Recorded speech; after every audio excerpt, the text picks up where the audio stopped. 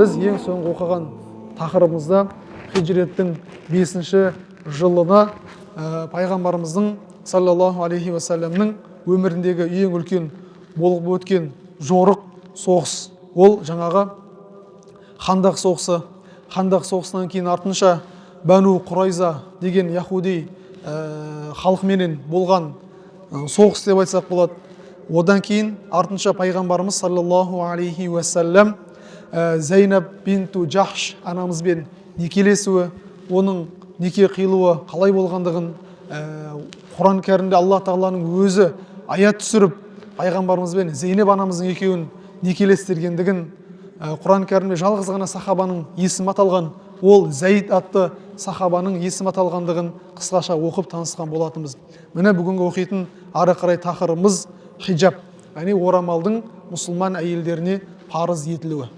Пайғамбарымыз саллаллаху алейхи уассалам Зайнаб бинту Джахш анамызбен неке қиып, сол күні Зейнеп анамыздың шаңырағына кірген кезде, таң атқан кезде пайғамбарымызға осы әйел затының өзінің әурет жерлерін жапсын деген Құранның тікелей аяты түскен болатын. Біз соны иншалла бүгін оқитын боламыз. Хижреттің 5-ші жылында пайғамбар саллаллаху алейхи уассаламның жұбайларына тікелей жаңағыдай хиджабтың міндет екендігі турасында аяттар түсті. Бұған дейін Омар ибн Хаттаб батыр сахаба, Әл-Фаруқ есіммен аталған сахаба осы әйелдердің әуреттерін жабуға қатысты аят түссе екен деп үнемі Алладан іштей тілеп жүреді екен. Үнемі бір іштей бір дұға жасап, үміттеніп, Алладан бір әйел затына қатысты, әурет жерлерін жабуға қатысты бір аят түссе ғой, соған қатысты бізге бір үкім келсе екен ғой деп іштей үнемі Омар ибн Хаттаб сахаба іштей тілеп жүреді екен. Әсіресе үнемі бұлай деп айтатында кездер болады екен. Пайғамбарымыз саллаллаху алейхи уассаламның жұбайларына қатысты бір Құраннан аят түсіп, солар әурет жерін жауып, өзге еркектер, бөтен ер кісілердің көздері пайғамбардың әйелдеріне, аналарымызға көз түспесе екен деп те кейде айтатын бір сөздері болады екен. Омар ибн Хаттабтың осындай бір жақсы бір қасиеттері бар екен. Міне осы кезде Зайнаб бинту Джахш анамызбен пайғамбарымыз саллаллаху алейхи уассалам неке қиғаннан кейін таңға таяу мынау Ахзаб сүресінің 53-ші аяты түскен екен. Ол жерде Алла Тағала былай дейді: وَإِذَا سَأَلْتُمُوهُنَّ مَتَاعًا فَاسْأَلُوهُنَّ مِنْ وَرَاءِ حِجَابٍ. Уа мұсылмандар, егер де сендер Алла елшісінің әйелдерінен, яғни аналарымыздан қандай да бір нәрсені сұрайтын болсаңдар, перденің артына тұрып сұраңдар деген екен. Яғни пайғамбарымыздың үйіне кіретін болсаңдар, пайғамбар саллаллаху алейхи уассаламның жұбайларымен қандай да бір мәселені сұрайтын болсаңдар, орталарында бір тосқауыл тұрсын. Яғни бір-бірлеріңді көрмейтін, бір-бірлеріңнің жүздерін көрмейтін бір перде секілді жауып тұратын нәрсенің артынан сұраңдар. Неге? ذَلِكُمْ أَطْهَرُ لِقُلُوبِكُمْ وَقُلُوبِهِنَّ.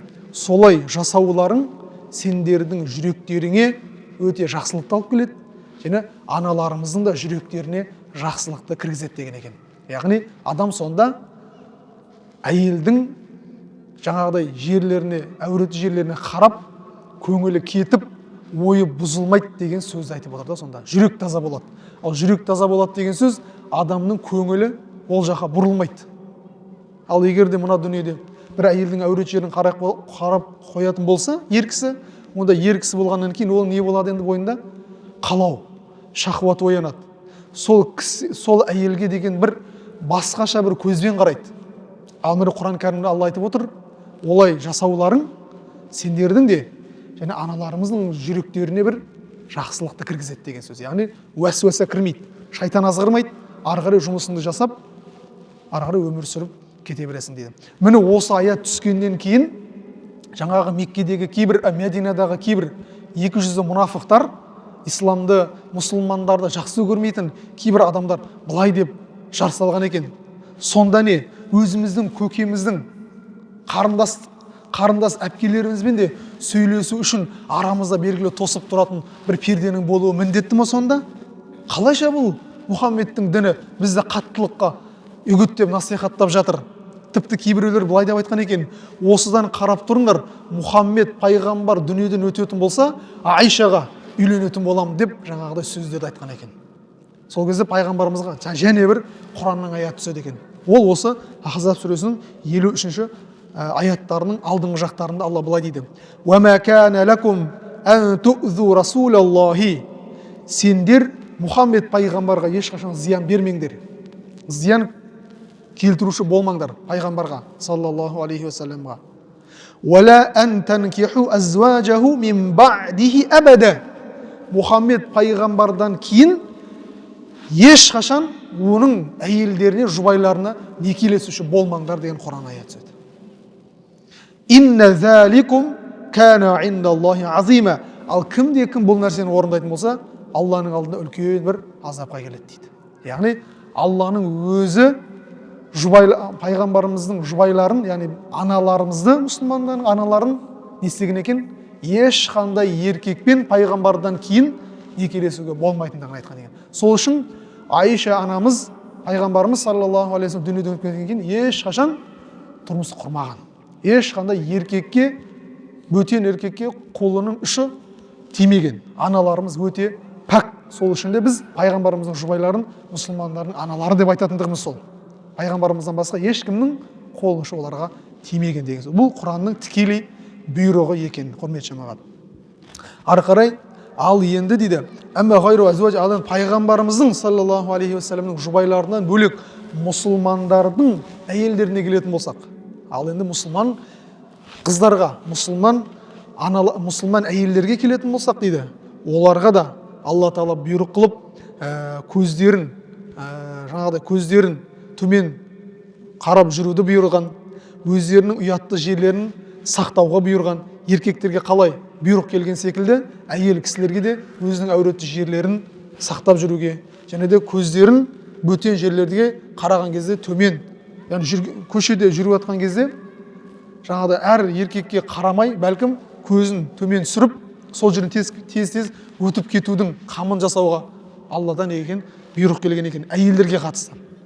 Сондай-ақ Алла Тағала әйелдердің, яғни пайғамбарымыздың жұбайларынан бөлек мұсылман әйелдеріне өздерінің көрініп тұратын жерлерінен басқа жердің бәрін жабуға міндет еткен екен.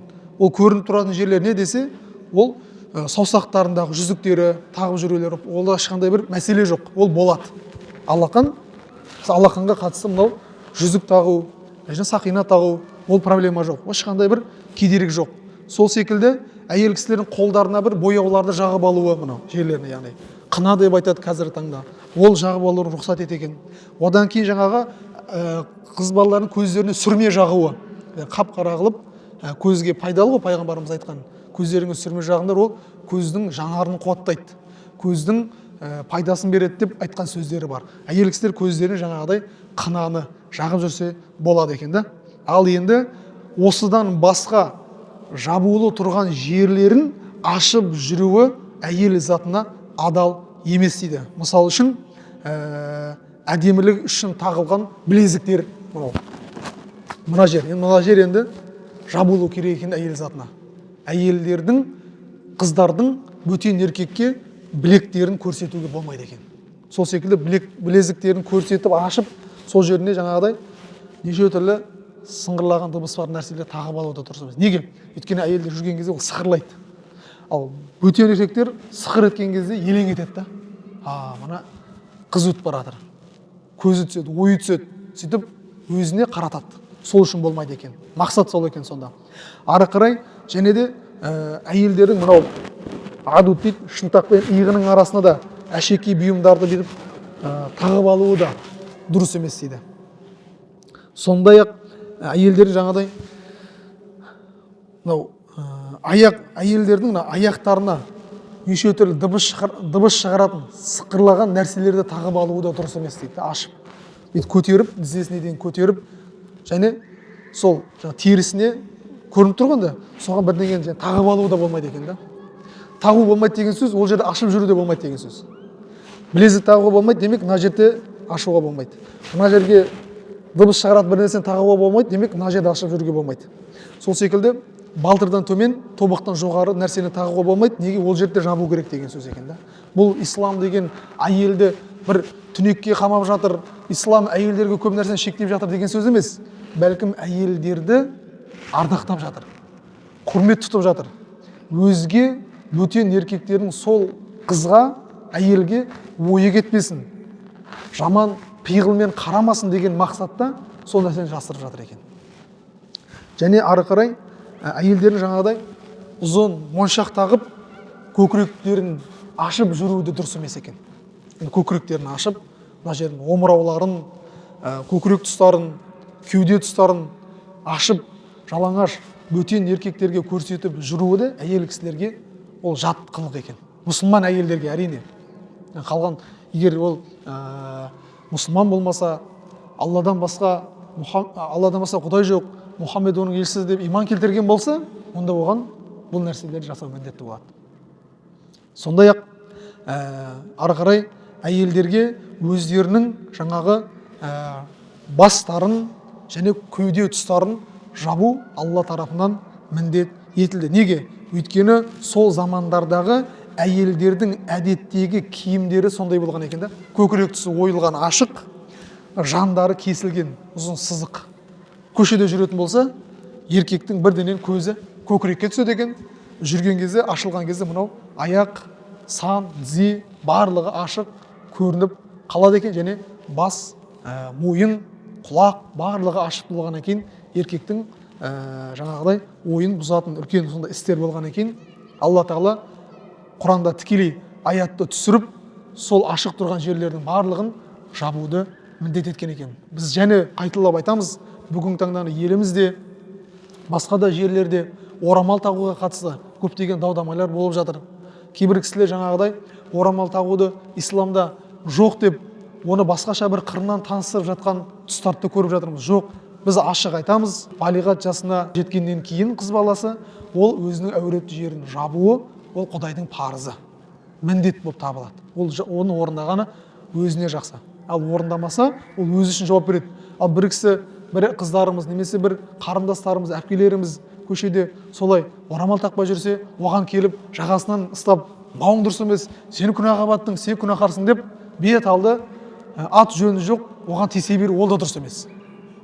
Ол естіп жүр, уағызға қатысып, ол нәрсенің міндет екендігі білді, ары қарай ол өзінің мойнындағы бір міндеті деп табылады екен, құрмет жамағат. Оған да бір дұрыс қараған дұрыс болады. Ары қарай Алла Тағала жаңағы айтып өткеніміздей әйелдерге алақандарынан, жүздерінен, тобықтан төмен жерлерінің барлығын жабуды міндет етті дедік. Бұған қатысты Құран кәрімде Алла Тағала Нұр сүресінің 31 аятында айтқан екен. Құранда Нұр сүресінің 31 аятында Алла біздерге былай дейді: Аузу биллахи минеш шайтанир раджим. Ва кул лил муъминати яғдудна мин абсарихинна ва яхфазна фуружахунна ва ла юбдина зинатахунна илля ма захара минха вал ядрибна би хумурихинна аля жуюбихинна ва ла юбдина зинатахунна дейді. Садақаллаху азим. Ары қарай жалғастырып Алла былай дейді мағынасында: Уа Мұхаммед саллаллаху алейхи вассалам, мүміндерге айт, бөгде әйелдерге қараудан көздерін төмен түсірсін, және ұятты жерлерін арамнан сақтасын. Осы олар үшін ең таза жол. Расында Алла олардың не істейтіндерінен хабардар. Мүмін әйелдерге былай деп айт. Мұсылман әйелдерге, қыз балдарына былай деп айт: бөтен еркектерден көздерін төмен түсірсін, әрі ұятты жерлерін арамнан сақтасын. Олар тек өздігінен көрініп тұрғаннан басқа әшекейлерін көрсетпесін. Өздігінен көрініп деген сөз қол, алақан, жүз және тобығынан төменгі жерлерінен басқасын көрсетпей жапсын. Және орамалдарын басына салып, онымен омырауларын жапсын. Не үшін омырау? Өйткені ол замандарда көпшілік әйелдер омырауларын ашып жүретін болған. Бүгінгі таңда да кейбір әйел қыздар біледі ғой, енді көйлек неше түрлі түрлер болады, стиль болады. Оның көкірегі ашық тұрған болу міндетті болып табылатын көйлектер болады. Ол көп жерлерде сондай екен да. Қазір де сондай, бұрында сондай болған. Демек ол жерді не істеу керек екен әйел кісі? Жабу керек екен. Кімге ашады енді ол? Кімнің алдында көкірегін ашып жүруге болады? Кімнің алдында әйел кісі орамалын шешіп, мойнын, жаңағыдай білезігін, сол секілді тізесін көрсетіп жүруге болатындар бар ма? Бар екен. Ислам деген болды мынау деген деп қамауға тығып тастамайды. Бәлкім болатын жерлерді айтады. Ол енді Құран кәрімде Алла Тағала былай дейді. Әрі олар әшекейлерін көрсетпес, тек күйеулеріне. Кім екен? Күйеулеріне көрсетеді екен да. Күйеулеріне бүкіл әдемілігін көрсетсін, оянсын, иісін сепсін, неше түрлі әшекей бұйымдарды сатып алсын, сатып алсын. Бірақ оны күйеуіне паш етсін. Күйеу ғой оған адал болған. Соған бүкіл әдемілігін берсін. Ары қарай немесе әкелерінің алдында ашып жүрсе болады екен. Жаңағы омырауларын, бойынын, құлағын, білезігін, әкелерін. Өйткені әкесі оған әрине арам болып есептеледі. Болады. Сол секілді немесе күйеулерінің әкелері, яғни қайынаталары. Оған рұқсат екен. Ары қарай немесе ұлдарына, өзінің ұлдарына. Немесе күйеулерінің басқа әйелдерден туған ұлдарына, яғни күйеуінің басқа әйелден қалған, ол қайтыс болып кетті ма, бірінші анасы, әйелі. Одан бала қалады, сол әкесі болып қалады. Сосын басқа бір жұбайды өзіне әйел етіп алады. Одан кейін ол жаңағы күйеуінің басқа әйелден тапқан баласының алдында ашып жүруіне рұқсат береді екен ислам шариғаты. Ары қарай немесе аға інілеріне болады, аға інілеріне. Яғни қыздардың өзінің ағасы, інісі, солардың алдында рұқсат. Немесе аға інілерінің балдарының алдарында. Немесе аға інілерінің ұлдарының алдарында. Ол да болады. Ол да інісі болып есептеледі, немесе ағасы болып есептеледі. Немесе әпке сіңілілерінің ұлдарының алдарында. Әпке сіңілілерінің алдында, ұлдарының алдында рұқсат етіледі екен. Негізділер осы екен, құрметті жамағат. Ары қарай немесе мұсылман әйелдердің арасында, өзара әйелдер, мұсылман әйелдердің арасында отырса, онда жаңағыдай орамал шешіліп қалса, ол ештеңе әбестік емес, күнә емес, болады. Ешқандай оған бір күнә деп есептелмейді. Сол секілді ары қарай немесе құлдарына, енді ол замандарда құлдық ұстау болған, жаңағыдай қызмет ететін. Құл өзінің басшысына бәрібір не істей алмайды, үйлене алмайды. Ол сондай заң. Ары қарай немесе әйел керек қылмайтын еркектерге, ата, мысалы, жасы егде тартқан, ата сақал аузына келген үлкен жастағы аталар, олардың алдында қыз балалар, әйел кісілер жаңағыдай әдеттегі халаттарын киіп жүре берсе болады екен да. Ол ешқандай бір әбестік емес. Өйткені ол атаның жасы егде тартқан, әйелі керек етпейтін жасқа келіп қойғанда, бәрібір не істемейді, оған әйелдік қажет етпейді. Ары қарай немесе әйелдердің ұятты жерлерін білмейтін жас балаларға көрсетсе де, оған рұқсат етіледі екен. Кішкентай балалар болады, кәмелетке толмаған, немесе әлі бақшада жүрген, ол әйелдің қайсы әурет емес білмейді. Оның алдында тұмшаланып, киініп, қатты бір көрініп, балаға бір ерекше көрініп жүрудің де қажет жоқ екен да.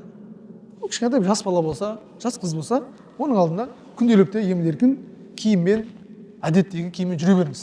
Ал өзі ол бала ер жетіп, сәл бір жасқа келген кезде түсіндіріп қоюға болады екен да. Міне, сен ер жеттің балам. Енді сен осындай жерлерде орамал тағу міндетті болады әйелдерге, қыздарға. Немесе қызыңыз сөйтіп бой жетіп жатса, оған түсіндіріп қойып деген секілді да. Бөтен еркектердің ол қызға, қарындасыңызға көзі жаман пиғылмен түспеу үшін осы нәрселерді Алла Тағала міндет етіп жатыр. Ары қарай өздерінің жасырған әшекейлерін біліну үшін аяқтарымен жерде тепсініп жүрмесін. Міне, бұл да маңызды мәселе. Жаңағыдай өкшесі ұзын немесе қатты бір қалың нәрсені киіп, еркектердің арасын өткен кезде тарсылдатып, дыбысын шығарып, оны жерде отырған бүкіл еркектің жаңағыдай ойы кетіп, отырған мәжілісі бұзылып, алып жатқан сабағы бұзылып кетуі де әбден мүмкін екен. Не үшін? Жаңағы әйелдерге қатысты Алланың үкімі осылай екен. Лажы болса киіңіз, бірақ дыбысын шығармай жүріңіз. Дыбысты шығармай отыр. Бұның барлығын қарап отырсақ, Алла Тағала ислам діні әйел затын бір құрметтеп жатыр да. Оларға деген бір қысымшылық емес, бәлкім түсінуі керек, әйелдерді ардақтап жатыр деген сөз. Құрмет тұтып жатыр. Әдетте мысалдар көп қой, мына интернет желісін айтып жатады. Жаңағыдай біреуге ашылған тәттіні береді, чупа-чупс дейді ғой. Біреуге жабулы тұрған ұсынса, қайсысын аласың десе, жабығын аламын дейді. Не үшін ашығын алмайсың? Өйткені оның біреу шыбын-шіркей жаңағыдай қонып кеткен шығар, біреу тілімен жалап тістеп кеткен шығар. Ешкім теспегенін аламын дейді. Олай болса, сен де өзіңіздің қызыңызды, анаңызды, жұбайыңызды әдемі ұстаңыз. Сонда ешкімнің көзі түспейді оған. Ал егер ашық тұрса, көрінген оған есеп кетеді, қол ұшын тигізіп кетеді, зиян беріп кетеді. Кімге? Пайда кімге зиян? Әрине, сол ашық жүрген қызға, әйелге зиян болып есептеледі. Біз түсінуіміз керек, құрметті жамағат, бұрынғы өткен мамаларымыздың тарихында оқысақ, бұрынғы тарихи қазіргі таңда Аллаға шүкір ғой, қазақ халқында да бұрынғы тарихи ежелгі бабаларымыздың киноларын түсіріп жатыр. Ол жердің бәрін қарасақ, аналарымыз, әжелеріміз, әпкелеріміз кимешек таққан, орамал таққан, ұзын киінген, әйтеуір өзінің әуреті жерін барынша жасырып жүрген. Қанша жаугершілік заман болса да, сондай киіз үйдің ішінде тұрып қиын уақытта өмір сүрсе де, бәрібір ұятты жердің аты, ол бәрібір ұятты жер сақтаған, оған берік болған. Сол үшін бұл ислам дінінің үкімдерін біз белгілі халыққа түскен, бізге қатысы жоқ деп алалаудың қажеті жоқ. Құранда Алла Тағала намаз оқуды бұйырды ма, ол барлығымызға қатысты. Алла Құранда ораза ұстауды бұйырды ма, ол бүкіл мұсылманмын деген жамағатқа қатысты. Дәл сол секілді орамалға қатысты. Аят түсірді ма, демек ол бүкіл мұсылман әйелдеріне қатысты деген сөз. Ол қазаққа қатысы жоқ, ол арабтікі, ол түріктікі, ол пәлендікі, ол түгендікі деп алалаудың қажеті жоқ. Ислам бір ұлтқа, бір мекенге ол түскен емес. Ислам әлемге түскен дін, соңғы дін. Соңғы дін болғаннан кейін бұның ішінде барлық нәрсені қамтыған. Қамтылмай қалған тақырып жоқ. Қандай тақырып сұрайсыз қазір? Барлығы исламда, альхамдулилля, Аллаға шүкір, қамтылған, оның жауабы бар. Ғұламаларымыз оның бәрін зерделеп, кітапқа түсіріп, ұрпақтан ұрпаққа жеткізіп келе жатыр. Біз бүгін міне соны оқып, біліп, ұстап отырмыз иншалла. Ары қарай, канан нисау фи ауалил ислам, исламның алғашқы дәуірінде әйелдер сол жаңағыдай надандық дәуіріндегідей, исламға дейін өмір сүргендегідей, жаңағыдай көкіректерін ашып, бастарын ашып, қысқа киім киіп жүретін болған. Сөйтіп, күң әйел мен басы бос әйелдің арасын ешкім ажырата алмайтын болып қалған. Басы бос әйел мен жаңағыдай басы бос емес, құлда біреудің қызметінде жүрген әйелдің арасын ешкім ажырата алмайтын болған. Сөйтіп, кейбір жаңағыдай не дейміз біз? Өте бір тапқыр, өте бір жылдам қимылдайтын, шустрый деп айтамыз ғой, сондай жігіттер болады екен, жас балалар болады, боз балалар болады екен. Егер бір қыз баласы түзге шығып қажетін өтеуге баратын болса, сығалап аңдайды екен да.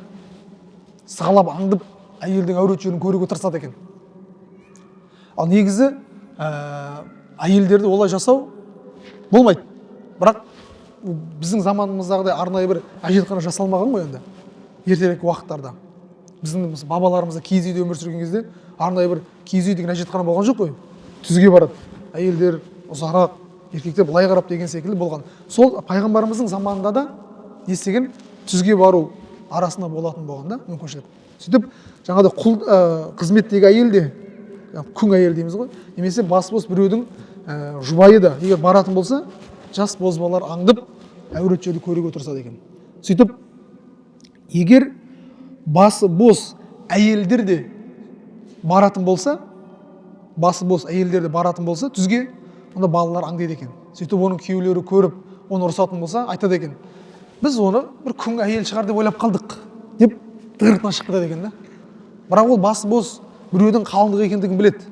Сөйтіп барып, әжетін өтеп жатса, жас балалар аңдайды екен да. Оны біліп қояды ғой енді, көреді бәрібір де. Ұрса, жаңа жас балалар не деген? Мен оны күң әйел деп ойлап қалдым ғой. Қаяқтан білейін оның сіздің әйеліңіз екен, қызметтегі әйел екен, білмей қалдым деп сөз айтады екен. Сол үшін Алла субханаху ва тағала қызметтегі күң әйелдер мен басы бос азат әйелдердің арасын ажырату үшін осы бір нәрсені міндет етіп берген екен.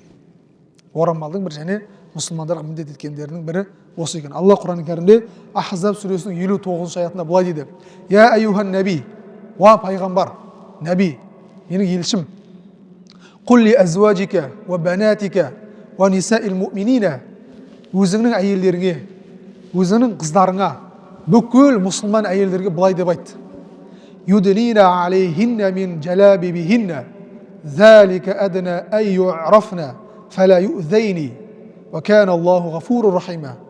Әйелдеріңе, қыздарыңа, бүкіл мұсылман әйелдеріне былай деп айт: егер сыртқа шығатын болса, өздерінің әдемі болып есептелетін жерлерін бүркеп жауып шықсын. Әуретті жерлерін бүркеп, жәләбиб деген ұзын киім киіп шықсын. Ұзын киім деген сөз жаңағы тобықтан жоғары бүкіл денені, мойынды да қамтып жауып қоятын. Мойынды ашық тұрған жер бар, ол жерде жабылсын. Орамал таққан кезде ол жабылады. Солай шықсын. Ешкімге зиян бермесін. Алла тағала расында рахымды, ерекше мейірімді деп Құран аятының өзі Алла тәмамдап отыр. Ал енді әмма хаджул мар'ати амман юриду хитбатаха. Ал енді әйелдерге, бойжеткен әйелдерге, бойжеткен қыздарға, ер жеткен жігіттер сөз айтатын болса, енді не істейміз дейтін болсақ, пайғамбар саллаллаху алейхи вассалам заманында да, одан кейінгі өмір сүрген ізгі адамдардың заманында да әйелдерді бүркеп, бөтен тұрмысқа шығатын қыздар мен оған сөз айттыратын қыздардың арасын, жігіттердің арасын мүлдем араластырмай қою ол болмаған. Керісінше, пайғамбар заманында да ер жеткен, бойжеткен қызды тұрмысқа беретін болса, мына жақтан ер жеткен жігіт болса, екеуін міндетті түрде таныстырып, көрістіріп, жолықтырып, сөйлестіріп тұрмысқа беретін болған. Яғни бұл нені айтқысы келіп отыр?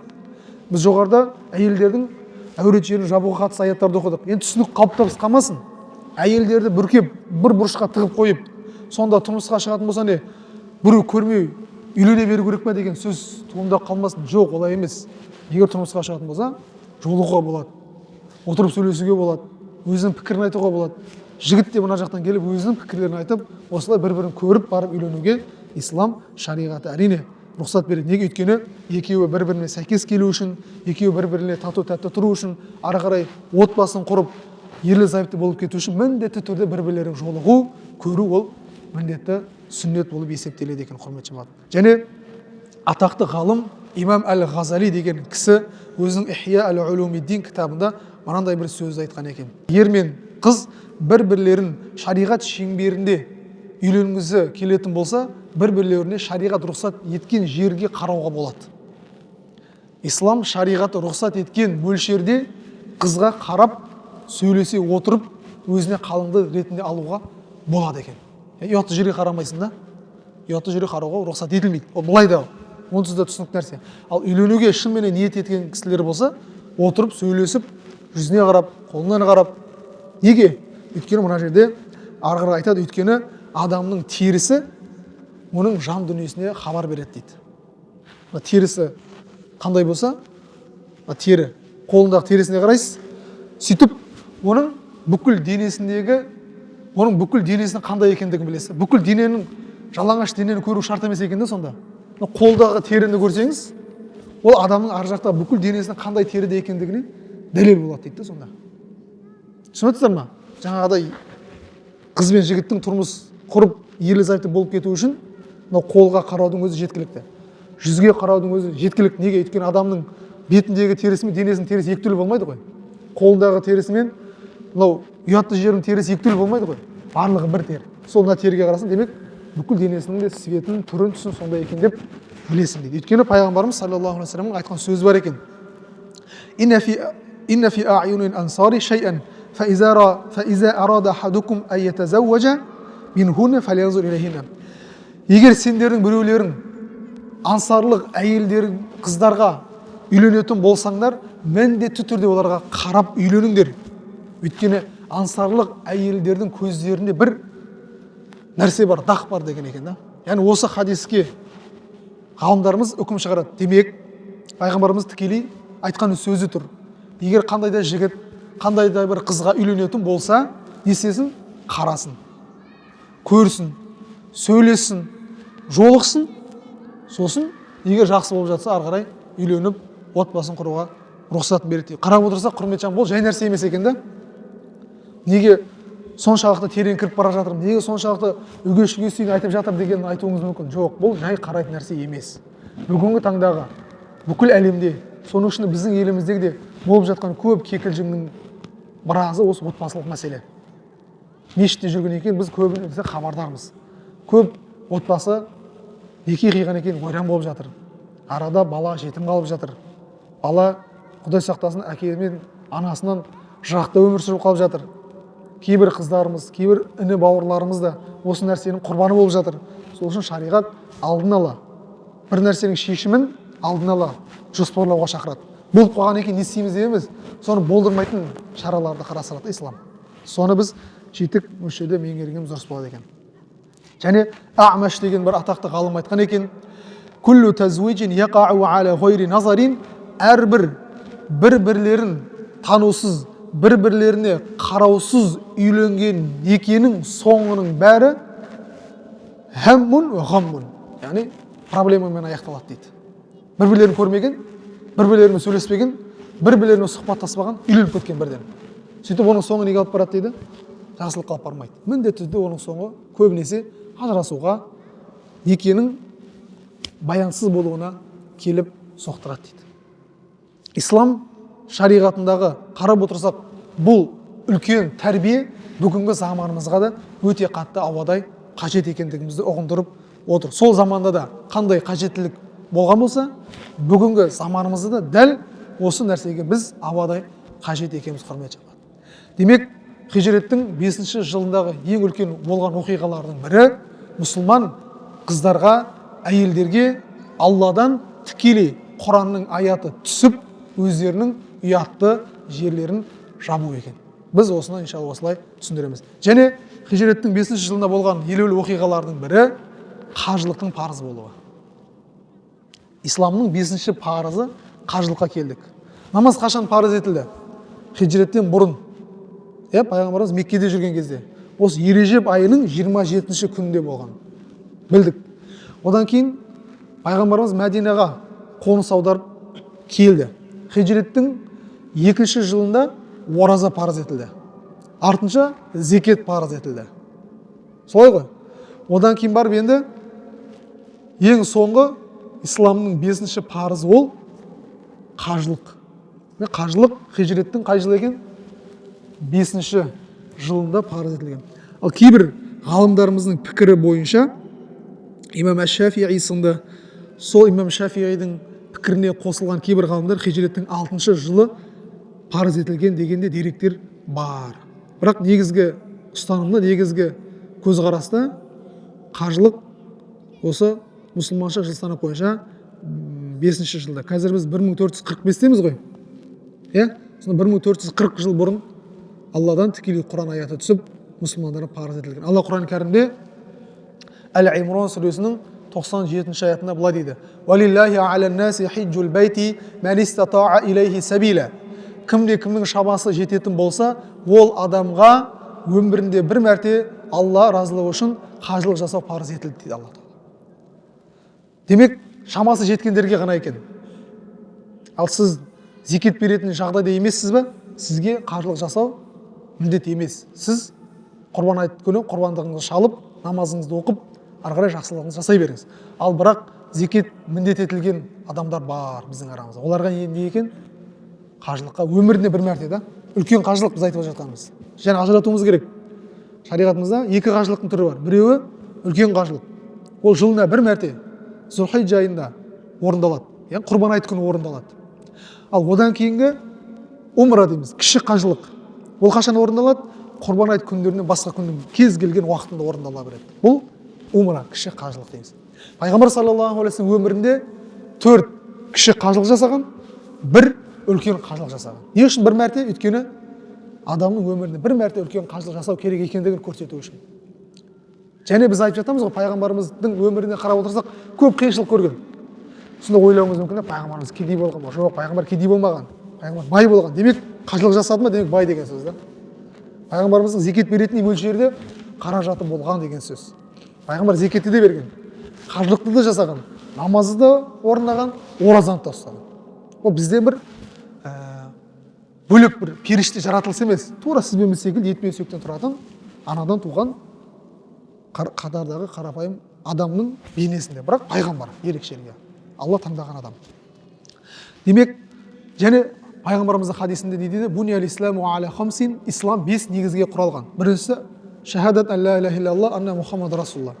Иқоми салат, намаз оқу, ита зака, зекет беру, осауми рамадан, рамазан айында ораза ұстау, ва хаджул байт, қажылық жасау. Соны ажыратуымыз керек. Бүгінгі таңда қоғамымыздың арамызда намаз оқып жүрген кісілердің өзі қажылық оған мойнына міндет етілген, үлкен қажылық. Бірақ оған бармайды, умраға барып жүреді. Ол да бір жансақ пікірлер. Бірінші не істеуіміз керек екен? Үлкен қажылыққа барған дұрыс па деген. Шамаңыз келіп тұр ма? Үлкен қажылыққа барыңыз. Содан кейін келесі жылдарда, одан кейін жылдарда асықпай умраңызды сағынып отырсаңыз барып отыра бересіз. Өйткені пайғамбарымыздың хадисі бар. Умра мен умраның арасындағы, кіші қажылық пен кіші қажылықтың арасындағы бүкіл күнә кешіріледі. Не үшін қажылық міндет етіліп жатыр мұсылмандарға? Өйткені қажылықта көптеген мұсылман үмбетінде бір мысал бар да, барлығы бірдей. Ихрамда ақ киімде, ақсың қарасың демей, байсың кедейсің демей, арасын ажыратпай, барлығы бір дәрежеде ақ киімде Алланың үйін айналып тауаф етеді.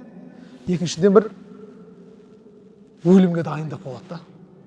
Ақыреттің бар екендігін сезесіз да. Ешкім емес екендігіңізді білесіз да. Дәл осылай егер Алланың құзырына кетсем, түк емес екенмін ғой деп өзіңіздің орныңызды сезінесіз да. Тәкаппарлыққа кетіп бара жатсаңыз, расымен де менің құным бір осы ақ екі мата екен ғой деген секілді өзіңізді де бір сабаңызға түсіретін нәрсе екен да.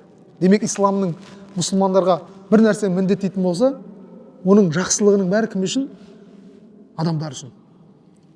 Егер миллиондаған адам қажылық жасаса, Аллах тағала бір пайда келмейді. Немесе Аллаға бір пайда келіп қапты деген емес. Немесе ешкім қажылық жасамай қалып жатса, ой, Алла тағала жалғыз қалып қалды деп, оған да бір ешқандай зиян келтірілмейді. Алла ұлық, Алла пәк. Қажылық жасайсың ба? Өзіңіз үшін. Ораза ұстайсыз, әрине ол өзіңіз үшін. Өйткені пайғамбарымыздың хадисі бар екен: "Я аюхан нас, ва адамдар, қад фарадаллаху алейкум." Сендерге Аллах тағала парыз етті, әл-хаджа, қажылықты, фахуджу, қажылық жасаңдар. Сонда кейбір кісілер келіп, Алланың есі жылда жасауымыз керек па дейді. Жылда жасауымыз керек? Жоқ, жылда емес. Өмірінде бір мәрте шамасы келген адамдарға ғана Алла міндет етіп отыр. Демек, және бұл қажылықтың үлкен бір мысалдардың бірі, бүкіл жер-жерден неше түрлі мұсылмандардың бір жерде бас қосуы мұсылмандардың мықты қуатты екендігінің дәлелі, барлығы бірлікте екендігінің дәлелі. Барлығы ол жерге барған екен, дүниелік сөз айтпай, ләббәйк Аллахумма ләббәйк, ләббәйк ла шарика ләка ләббәйк, иннал хамда ва ни'мата ләка вал мулк ла шарика ләк деп Алланы ғана ұлықтаумен болып, пайғамбар көрсеткен жолмен жүру екен. Және өзге де өзіне төменгі сатыдағы адамдардың жағдайына түсіп, олардың да қандай өмір сүріп жатқандығын сезіну екен. Жатқан ар жағында хикметтер екен. وفي ذلك في تقوية الرغبة واتحاد القلوب ما فيه للمسلمين الفائدة العظمى. Және жүректер сол жерде бірігеді, денелер бір-біріне тиеді, мұсылмандар бір-біріне қуат пайда алады деген сөз екен.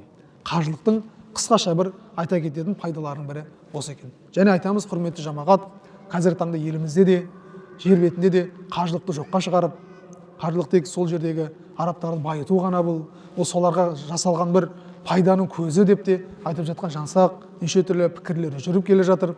Оны осы естіп жатырмыз. Құдай бетін аулақ қылсын, ондай емес. Біз ашық айтамыз. Алла Құранда айтып отыр. Өзі айтып отыр. Пайғамбар саллаллаху алейхи ва саллям оны ары қарай қуаттап, өзінің сөзімен дәлелдеп отыр. Ондағы ешқандай қатысы жоқ. Ешқандай қатысы жоқ. Ол Алланың парызы. Алладан бір нәрсе үкім келді ме, оны қалай деп оған біз сұрақ қоя алмаймыз. Мысалы үшін Алла тағала бізге бесінді 4 ракат парыз қылды. Жұманы 2 ракат қылып қойды. Шамды 3 ракат қылып қойды. Сіз айта алмайсыз, Алла, не үшін мынаны 3 қылып қойдың? Мына неге 2 қылып қойдың? Неге мынаны үшке үш бірдей қылып қоймадың ба, сен арамызды ажыратып жатсың ғой деп қоя алмаймыз олай. Тура сол секілді қажылық та сондай. Не үшін біз ақ киінуіміз керек? Не үшін мен костюммен бара алмаймын? Не үшін мен галстугымды тақпаймын ол жерде? Не үшін мен қымбат бас киімді киіп бармаймын? Қоя алмайсыз оны. Алланың заңы солай. Ихрамда кіресіз, ғұсылыңызды аласыз, шашты қысқартасыз.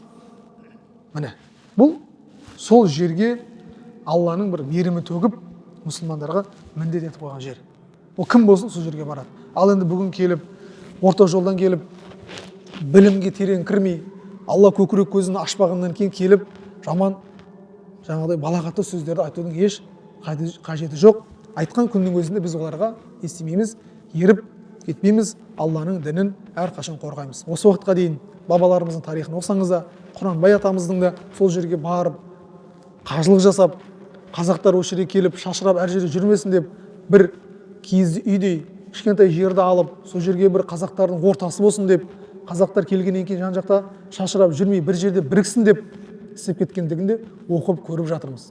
Оған дейін де егер сіз ауыл жерге барып, үлкен аталармен сөйлесіп қалып жатсаңыз, менің пәлен деген атам сол жаққа барып келген, пәлен деген атамның атасы барған, оған маған әкем айтып берді деп айтып отыратын үлкен ақсақал аталарымыз бар, шүкір. Бар. Олар не үшін айтады? Бабаларымыз барғаннан кейін айтады. Ал бармаса олар айтпайтын еді, факті жоқ болатын еді. Демек, факті бар деген сөз. Аллаға шүкір, біз де мұсылманбыз, Алла бізге де нәсіп етсін, сол жерлерде тауаф етуді, Сафа Маруаның арасында сағи жасауды, зәм-зәм суынан сусындап, ішіп, пайғамбардың табанын тіреген жерлерден тіреп, құблаға қарап намаз оқып, дұға жасау, барлығы керемет нәрселер. Және сол соңында айтамыз, Алла қажылыққа өзі шақыртумен ғана барады. Асығаннан тасығаннан жүрген адамдарды білеміз, бірақ әлі бара алмай жатыр. Бірақ Алланың шақыртуы оған әлі келмей жатыр. Қажылыққа бару Алланың несі деген сөз? Шақыртуы деген сөз. Алла сізге шақыртуды берді, сіз қуаныңыз, барасыз. Ең бастысы жүрегіңізде сол жерге деген махаббат кетпесе, Алла сізді, Құдай қаласа, кезегімен бір күні сізді шақырады. Ақшаңыз да маңызды болмай қалуы мүмкін, басқа да нәрсеңіз маңызды болмай қалуы мүмкін. Топ етіп Қағбаның бір шыққан кезде көзіңізден жас шығып, уа Алла, құдіретің шексіз, қалай келіп қалдың деп таңырқап қалуыңызды әбден барлығы мүмкін. Алла баршамызға разы болсын. Осы бүгінгі естіген білген уағызымызға амал қылуды Алла баршамызға нәсіп етсін. Уахиру дауана анилхамдулиллахи раббил аламин. Я жаратушы, ерекше мейірімді, шексіз болған Алла Тағала осы оқылған бүгінгі білімімізді пайдалы ет. Пайғамбар саллаллаху алейхи уассаламның өмірін баянда, кеткен қателіктеріміз болса өзің кешіре көр, толық біздерден қабыл ете көр. Қиямет қайымда сүйікті пайғамбарымыздың саллаллаху алейхи уассалам шапағатын баршамызға нәсіп етіп, қасиетті Қағбаға баршамызды өзің шақырып, сол жерде тауаф жасауымызға нәсіп еткейсің. Уахиру дауана анилхамдулиллахи раббил аламин. Амин. Аллаху акбар.